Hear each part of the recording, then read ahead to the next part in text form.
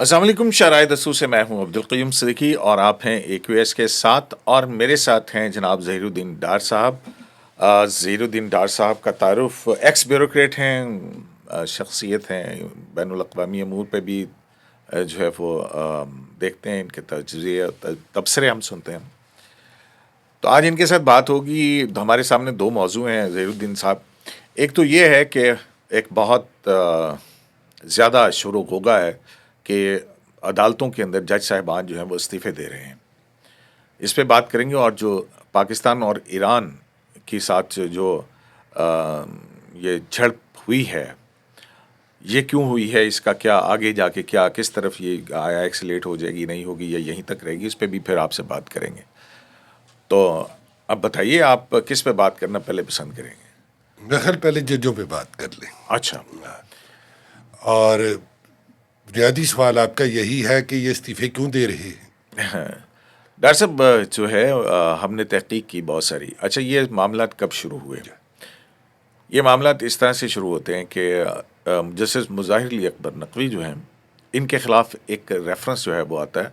10 मुख्तलिफ वकला बॉडीज़ जो हैं वो उनके ख़िलाफ़ उन्होंने रेफरेंस डाला। अच्छा, इसके बाद मैं फिर अभी आऊँगा। एक बहुत बड़ी एक वीडियो है, वो कहाँ कहाँ सर्कुलेट हुई, फिर उसके बाद हमने क्या किया, वो बड़ी दिलचस्प कहानियाँ हैं वो जो आपके साथ शेयर करेंगे। तो मुज़ाहिर नकवी साहब जो हैं, उन्होंने दिया इस्तीफ़ा जब उनके ख़िलाफ़ सुप्रीम जुडिशल काउंसिल ने कार्रवाई आगे बढ़ाई। और फिर उसके साथ ही साथ जो मुज़ाहिर नकवी साहब की सुप्रीम जुडिशल काउंसिल में उनकी हक़ में फ़ैसले दे रहे थे इजाज़ुल हसन साहब, वो इस्तीफ़ा दे गए। अच्छा, उसके बाद जो है वो बहुत सारी मार्केट के अंदर जो है वो चीज़ें आने लगीं, क्योंकि वो जो हम ख्याल जज साहिबान हैं, उनके हवाले से माजी में तनकीद होती रही थी। तो अब कि भी सुप्रीम कोर्ट के शायद कुछ और जज साहिबान भी इस्तीफ़ा देने लगे हैं। और फिर उसके साथ ये भी बातें चल ही रही थी कि साथ ही साथ जो है वो ये पता लगना शुरू हुआ कि हाई कोर्ट्स के अंदर भी मामला कुछ ठीक नहीं है, और हाई कोर्ट के जज साहिबान जो हैं वो भी कुछ इस्तीफ़ा देने लगे हैं। अच्छा, ये सब बातें जो हैं, उस वक्त इनको तक़वीयत मिली जब एक लाहौर की एक लाहौर हाई कोर्ट के अंदर जो बोर्ड का दरख्त है, उसके नीचे खड़े होके तो एक खातून जिसने वकील का लिबास पहना हुआ था, बुनियादी तौर पर जो हमारी तहकीक है वो खातून वकील नहीं है, उन्होंने एक वीडियो मैसेज जो है वो बनाया, और वो वीडियो मैसेज जो है वो सर्कुलेट करने लगा पाकिस्तान तहरीक इंसाफ के हमदर्द व्हाट्सएप ग्रुप्स के अंदर और इन सारी चीज़ों के अंदर। डार साहब, बड़ी मज़े की बात यह है कि ये पहुंचता पहुंचता जो इस्लामाबाद हाई कोर्ट के जज साहिबान हैं, उनका भी अपना एक जो है हमारे ज़राए के मुताबिक कि उनका भी अपना एक ग्रुप वगैरह है। तो उसमें भी ये वीडियो शेयर हुई कि जी ये क्या हो रहा है। अच्छा, बड़ी दिलचस्प बात है कि उस सब हैरान परेशान रह गए कि ये क्या बात हो रही है। अच्छा, फिर उसके बाद इन चीज़ों को तक़वीयत कैसे मिली? आज जो है वो चीफ जस्टिस पाकिस्तान जो है वो उन्होंने करना था, बेंच था उनका, तो वो चैम्बर वर्क उन्होंने जो है वो शुरू किया कि भाई 2 दिन चैम्बर वर्क करेंगे, वो जजमेंट्स वगैरह लिखनी है। तो वो अमूमन जज साहबान उसमें जाते हैं।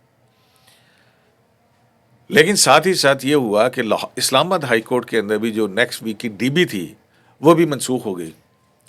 अच्छा, अब ये चीज़ें जो हैं ये बनी बाइस अफवाहों को फैलाने का। और फिर उसमें जो जब हमने पता किया तो हमें ये पता लगा कि एक जज साहिबान जो है वो इंटरनेशनल आर्बिट्रेशन के हवाले से नेक्स्ट वीक जो है वो बैरून मुल्क जा रहे हैं किसी कोर्स के ऊपर।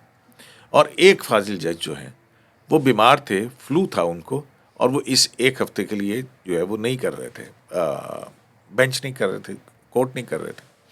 लेकिन उसके बाद जो है वो इस तरह की अफवाहें फैलना शुरू हो गई और इनको तक़वीयत दी गई इस तरह से। अब इसके साथ ही साथ जो है वो एक और भी आपने देखा होगा कि ग्रुप्स के अंदर बहुत ज़्यादा चीज़ चल रही थी कि जी सुप्रीम कोर्ट के जो जज साहिबान में जैसे याया अफरीदी का नाम आ रहा था, आप देख रहे थे वो उनकी तस्वीर के साथ शेयर हो रहा है और ये हो रहा है वो हो रहा है। हमारे लिए भी बड़ी परेशानी की बात थी कि ये क्या सब कुछ है। तो जब इस मामले के ऊपर तहकीक की गई तो ये भी एक झूठी खबर निकली ایک فیک نیوز تھی جو کہ دی گئی. عدلیہ کے اندر کہیں کوئی ایسے معاملات نہیں ہیں کہ جس کے اوپر جج صاحبان اس طرح استعفے قطار اندر قطار لیے کھڑے ہیں.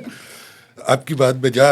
بہت ساری افواہیں پھیلائی ہی اس لیے جاتی ہیں کہ لوگوں میں انسرٹینٹی آئے اور لوگ اپنے پولیٹیکل آبجیکٹیوز اس انسرٹینٹی سے اچیو کرتے ہیں.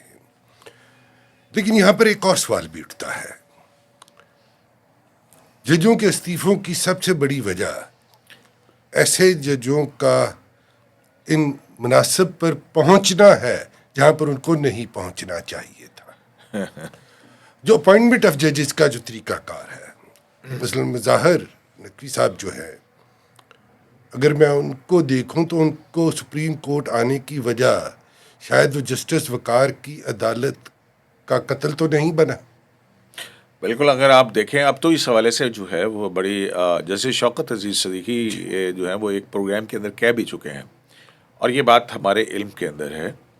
ان کے خلاف جسٹس آصف سعید کھوسا کی ایک ججمنٹ تھی جس میں ایک ضمانت کے کیس میں کہا گیا تھا کہ یہ کلریبل ایکسرسائز کی گئی ہے اور اس بنیاد پہ ان کے خلاف ایک ریفرنس چل رہا تھا اس وقت. اب جسٹس شوکت صدیقی جو ہیں وہ کہہ چکے ہیں، یہ آن ریکارڈ ہے بات. انہوں نے یہ کہا کہ جناب ان دنوں میں جسٹس شوکت صدیقی کے خلاف بھی وہ ریفرنس چل رہا تھا، پہلے والا ریفرنس، پنڈی بار والی تقریر والا ریفرنس نہیں تھا.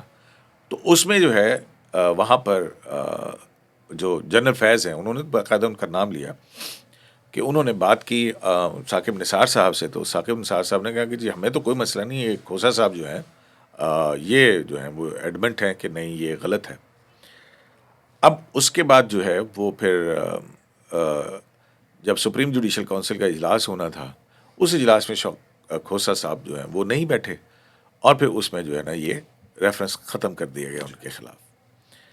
تو اب یہ اس کے بعد جو ہے وہ یہ فیصلہ آتا ہے میں آپ کو ایک اور واقعہ فیصلے کے سنانا ساتھ یہ سپریم کورٹ میں ان کو ایلیویٹ کر دیا جاتا ہے، جہاں پہ جب وہ اس جوڈیشل کمیشن کے ممبر جسٹس قاضی فائزہ بھی تھے اور جسٹس قاضی فائزہ ان کی ایلیویشن کے اوپر مخالفانہ رائے دیتے ہیں. آپ کو ایک واقعہ سنانا چاہوں گا. کچھ عرصہ پہلے تک میں سرکاری ملازم تھا اور میں نے ایک جگہ مذاق سے ایک بات کی ایک بہت سینئر لیول کے یونیفارمڈ آفسر ساتھ میں نے ایک خواہش کا اظہار کیا کہ آپ نے بہت لوگوں کی غربت دور کی ہے کہ میری غربت کا بھی خیال رکھیں، مجھے بھی کہیں لگا دیں. تو انہوں نے تو جواب نہیں دیا. ان کے ساتھ ایک اور صاحب کھڑے تھے، انہوں نے کہا جی ہم آپ کو نہیں لگا سکتے، آپ کی ویڈیو کوئی نہیں ہے ہمارے پاس، آپ ویڈیو بنوا لیں تو پھر آپ کی بھی اپوائنٹمنٹ ہو جائے گی. اگر ججز کی اپوائنٹمنٹ کا بھی یہی طریقہ کار ہے، اور میرا خیال ہے کہ دس از ہائی ٹائم ناؤ، قاضی صاحب کو ججز کی اپوائنٹمنٹ کا جو طریقہ کار ہے اس کو دیکھنا ہوگا، وہ رولز جو ہیں ان کو دیکھنا ہوگا. جی ہاں، اس سلسلے میں جو ہے آتے ہی پہلا کام انہوں نے یہ کیا کہ جسٹس منصور علی شاہ کی سربراہی میں ایک کمیٹی قائم کی جو اور اس میں جسٹس منظور ملک پھر شامل ہوئے. اس کمیٹی نے تقریب اس کو ایک 5 جنوری کی ڈیڈ لائن دی گئی تھی اور 2-3 مہینے پہلے کی بات ہے یہ. اس کمیٹی نے اپنی سفارشات جو ہیں ان کے رولز کے اندر Pakistan bar association, supreme court bar association, female ججز اور جو ایک پوری ایک ڈیلیبریشن کے بعد وہ رپورٹ جو ہے وہ بن چکی ہے. تو اب جوڈیشل کمیشن کا اجلاس جو ہے وہ اس کے اندر ہونا ہے اور اس میں اس کو منظوری دی جائے گی اور اس کے بعد ایک معیار جو ہے وہ اپوائنٹمنٹ کا مقرر کیا جائے گا. اب بڑی دلچسپ بات یہ ہوئی ہے اور جو یہ تھرتھلی مچی ہوئی ہے لوگوں کے اندر، 2 چیزیں بڑی مزے کی ہیں ڈار صاحب کہ سپریم جوڈیشل کونسل کی حیثیت بھی چینج ہو گئی ہے، وہاں پہ بھی بہت سخت اصول پسند اور ایماندار ججز اور جہاں پہ انڈکشن ہونی ہے یعنی سپریم جوڈیشل کونسل وہاں پہ بھی تبدیلی آ چکی ہوئی ہے.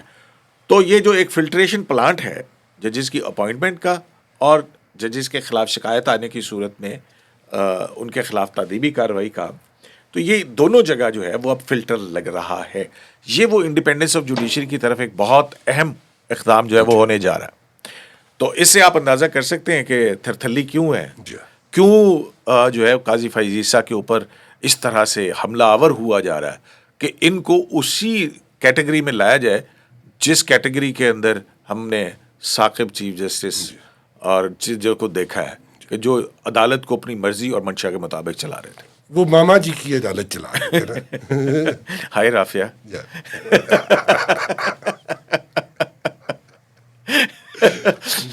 تو ڈاکٹر صاحب یہ تو جو ہے وہ جوڈیشری کے اندر کی خبر ہم نے آپ کو بتا دی. اچھا اس میں بڑا مزے کا ایک واقعہ بھی ہوا کہ جب یہ استعفوں والی ویڈیوز جو ہے نا وہ کہیں تو وہ ٹی روم کے اندر جو ہے وہ اسلام آباد ہائی کورٹ کے جج صاحبان کھڑے ہوئے آتے ہیں نا, وقفہ ہوتا ہے تو ٹی روم میں جج صاحبان اکٹھے ہوتے ہیں. تو وہاں پہ اتنی زور زور سے کہہ کے لگے کہ یار یہ دیکھو یہ کیا ہو رہا ہے, یہ ہے فیک بزنس نیوز کا. اب وہ کہتے ہیں نا کہ جی آزادی اظہار رائے, پریس کی آزادی بہت ضروری ہے, ٹھیک ہے, لوگوں کو ظلم و استبداد سے بچانے کے لیے ایک آزاد پریس انتہائی ضروری ہے.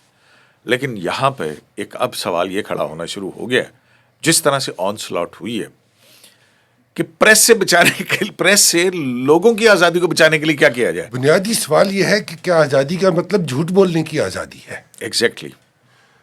آزادی کا مطلب سچ بولنے کی آزادی تو ہو سکتا ہے, جھوٹ بولنے کی آزادی نہیں ہو. فیک نیوز کی آزادی نہیں ہو سکتی ہے. تو یہ ایک بڑا معاملہ ہے جو میرے خیال میں جس پر دیکھنے کی ضرورت ہے. تو ڈاکٹر صاحب میں ہی بولتا جا رہا ہوں, آپ سے بھی ہم فائدہ اٹھائیں. یہ ایران عراق جنگ کے اندر کیا ہو رہا ہے؟ ایران میں کیا ہو رہا ہے؟ سوری عراق کہہ دیا میں نے. پاکستان ایران کے درمیان جو یہ جھڑپیں ہوئی ہیں سرحد, اس کا کیا ہے؟ اس کو آپ آئسولیشن میں نہیں دیکھ سکتے. انفیکٹ میں بلیک سی سے شروع کروں گا, یوکرین وار سے. تھوڑا سا بیک گراؤنڈر چاہیے. نیٹو نے پرووک کیا رشیا کو ٹو انویڈ یوکرین, اور رشیا کی مجبوری بن گیا کہ وہ یوکرین میں آئے. پرووک کیا گیا نا, اور پرووک اتنا کیا گیا کہ وہ اب رہ نہیں سکتا تھا. جس طریقے سے تائیوان کو اٹیک کرنے کے لیے چائنا کو پرووک کیا جا رہا ہے, رشیا نے موسٹ پرابلی اس کا جواب دیا. انہوں نے ہوتھیز کو, حزب اللہ کو, حماس کے ذریعے اسرائیل کو پرووک کیا, اور تینوں چونکہ ایران کے ساتھ اٹیچڈ ہیں اور بیک اینڈ پر رشیا ہو سکتا ہے, تو یہاں پر اگر رشیا یوکرین میں پھنسا ہوا ہے تو یہاں پر اب امریکہ پھنس گیا ہے. اچھا. آپ جو پاکستان اور ایران کا ہوا, اس بیک گراؤنڈ میں ہمیں دیکھنا ہوگا کہ پاکستان ٹریڈیشنلی کس کیمپ میں رہا, اور یہ جو سٹرینڈ ریلیشنز ہیں, ہمارے ریلیشنز اچھے چل رہے تھے, ایک دم سے سٹرینڈ کیوں ہو گئے. اور اس ریلیشن سے پہلے کچھ انٹرنیشنل وزٹس بھی ہوئیں, لوگ اس چیز کو وہاں پر بھی جوڑ رہے ہیں. ان میں کتنی حقیقت ہے یا نہیں ہے وہ ایک ڈفرینٹ چیز ہے, وہ کمپلیٹ انفارمیشن آئے گی تو پتہ چل جائے گا. ایران نے جو کیا, مجھے لگتا ہے کہ ایران نے half cooked, half baked information پر ایکٹ کر دیا بلوچستان میں. آپ پاکستان نے اس کو رسپونڈ کیا, ایک تو ڈپلومیٹک لیول پر کیا اور پھر فزیکلی بھی رسپونڈ کیا. جی آج کی خبر ہے کہ اس کے اوپر جو ہے وہ پرسیژن سے ایک آپریشن کیا گیا, جواب دیا گیا اس کا. لوگ اس چیز کو پیچھے ہسٹری میں لے کے جا رہے ہیں, کلبھوشن کا واقعہ اور باقی واقعات کے ساتھ.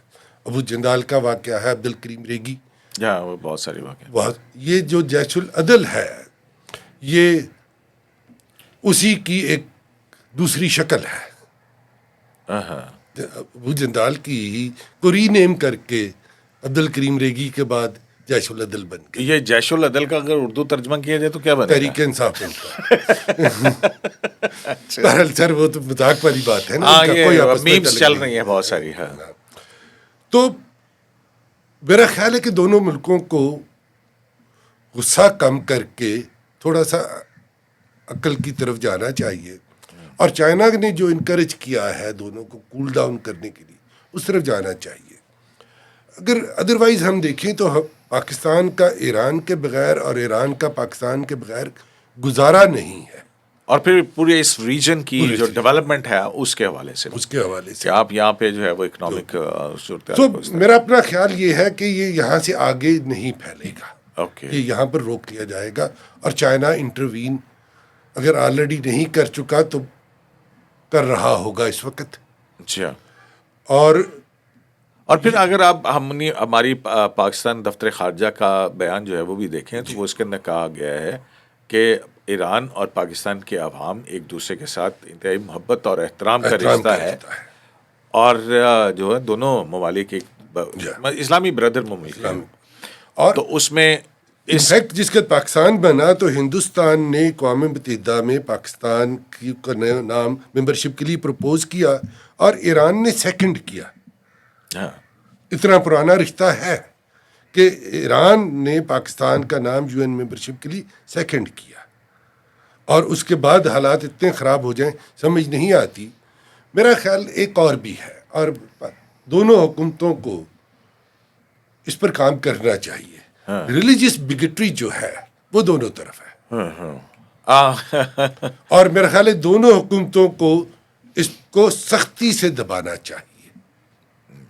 چلیں ڈاکٹر صاحب بہت شکریہ آج کے لیے اتنا ہی. لیکن یہ ایک بڑا بین الاقوامی سیاست کے حوالے سے اور ریجنل پالیٹکس کے حوالے سے بڑا وسیع موضوع ہے کہ کس طرح سے, کیونکہ جہاں ایران کو بھی 1 2 3 جگہ پہ جو ہے وہ اس نے سینگ پھنسائے ہوئے ہیں, پاکستان کے بھی 3 بارڈر جو ہیں وہ اس طرح کی صورتحال میں کہ کانفلکٹڈ ہماری پوزیشن ہے اس خطے کے اندر.